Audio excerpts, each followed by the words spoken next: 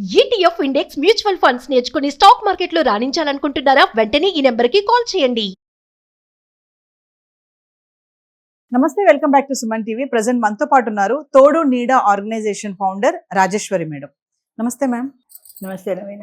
Madam, Vizag Gajuwaka Mounika case మీరు వినే ఉంటారు, ఆల్రెడీ ఫాలో అవుతున్నారు. అది పెద్ద చాలా సెన్సేషనల్ అయిపోయింది. అసలు ఇంత దారుణం అంటే మనిషిని అట్లా చంపేయడం అనేది గతంలో మనం ఢిల్లీలో కూడా జరిగింది, ఇలాంటిదే మీర్పేటలో జరిగింది. ఇప్పుడు ఇక్కడ చాలా జరుగుతున్నాయి, ఎక్కువ అవుతున్నాయి. ఈ డేటింగ్ యాప్స్ అని ప్రేమిస్తున్నారు, స్నేహం చేస్తున్నారు, తర్వాత వదిలించేసుకోవాలనే క్రమంలో ఇలా చంపేయడం అనేది జరుగుతుంది. అంటే ఇక్కడ ఎవరిది తప్పు అంటే తప్పు ఒప్పుని ఎవరిది చెప్పడం కంటే అమ్మ, ఇది ఆవేశం, క్షణికావేశం. ఆవేశంలో ఆ తాత్కాలికంగా వచ్చే కోపంలో వాళ్ళు ఏం చేస్తున్నారో తెలియకపోవటం. అసలు అన్నింటికంటే స్టార్టింగ్ డేటింగ్ యాప్స్. ఈ డేటింగ్ యాప్లో పరిచయం అయ్యారు.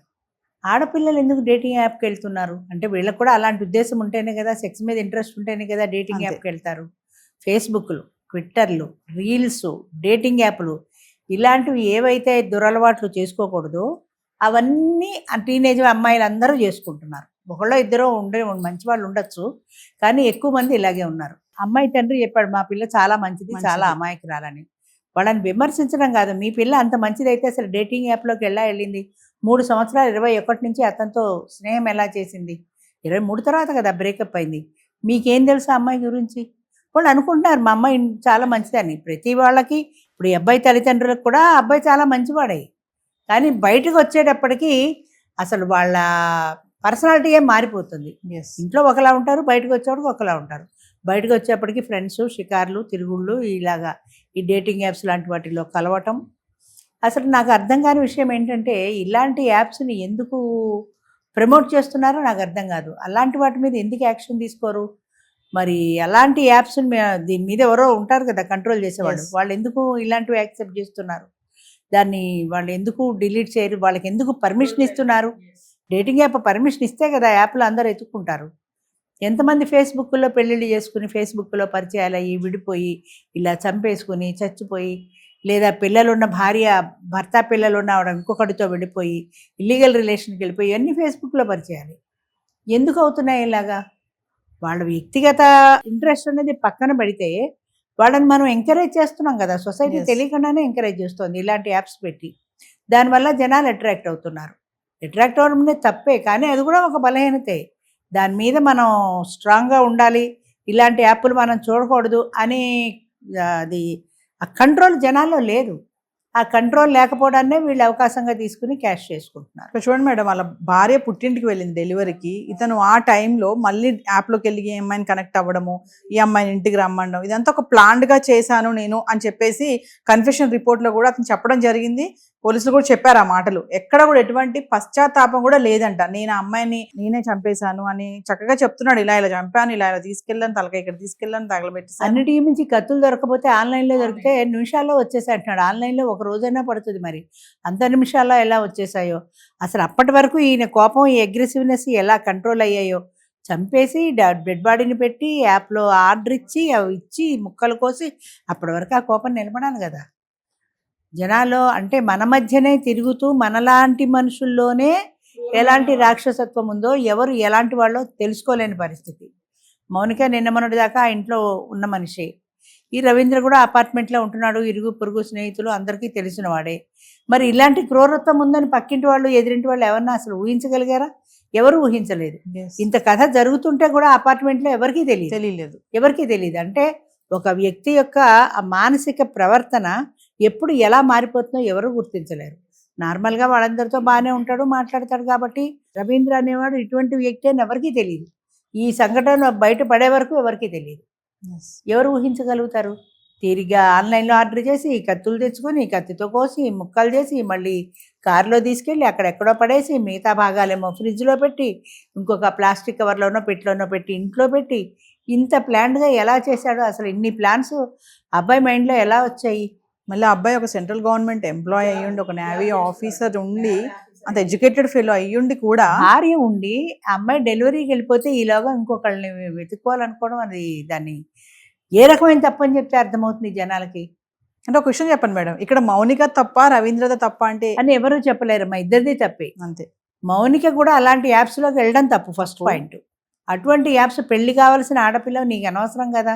డేటింగ్ యాప్లోకి వెళ్ళి వాడితో డేటింగ్లో ఉంటే వాడితో తిరిగి మళ్ళీ ఇంకోటి పెళ్లి చేసుకుంటావా?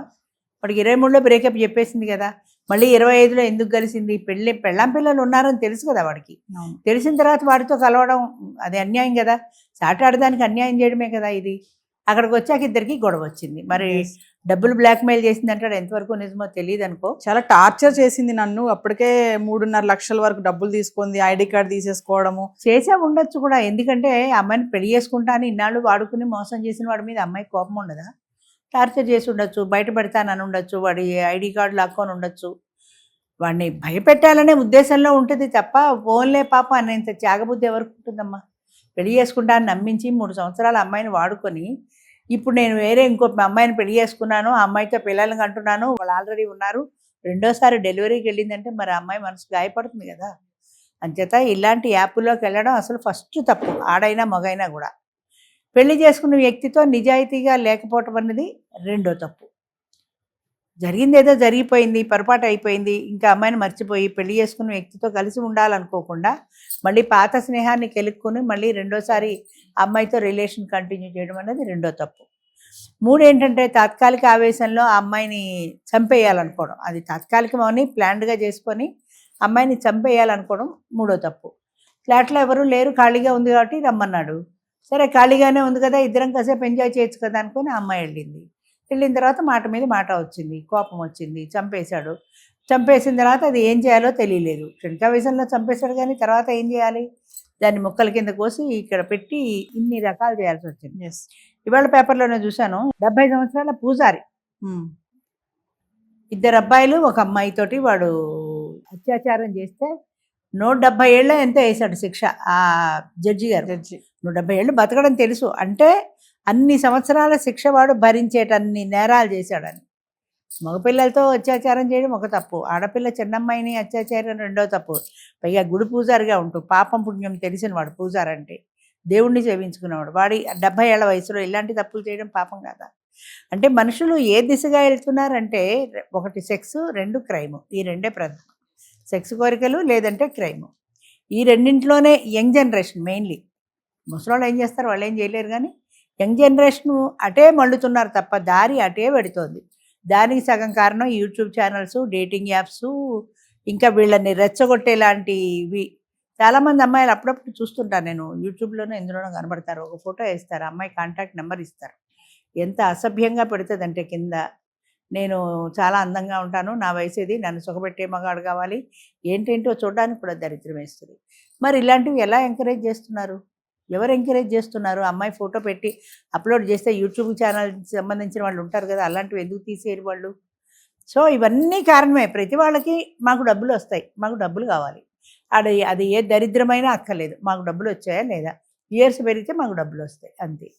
దీని ద్వారా మనుషులు తెలుసుకోవాల్సిన విషయం ఏంటంటే, మనం నిజాయితీగా మన జీవితం మనం సాఫీగా వెళ్ళిపోవడమే, ఇతర వాళ్ళతో మనకి సంబంధం లేదు. మనం తప్పులు చేయొద్దు, తప్పు చేసి మనం రెండో వాళ్ళకి అవకాశాన్ని ఇవ్వద్దు అనే ఉద్దేశంలో ప్రజలు జాగ్రత్తగా ఉండగలిగితేనే అమ్మా ఈ మార్పు అనేది, అది ఒక్కసారిగా వచ్చేది కాదు, వ్యక్తిగతంగా మనుషుల నుంచి రావాలి, మనుషుల నుంచి సమాజం మారాలి. మనుషులు మారితే కదా సమాజం మారుతుంది. అంచేత చాలా కష్టం అమ్మ. ఏదో మరి ఆ అమ్మాయికి ఏ రకమైన న్యాయం చేస్తారో చూడాలి, వేచి చూడాలి. Thank you.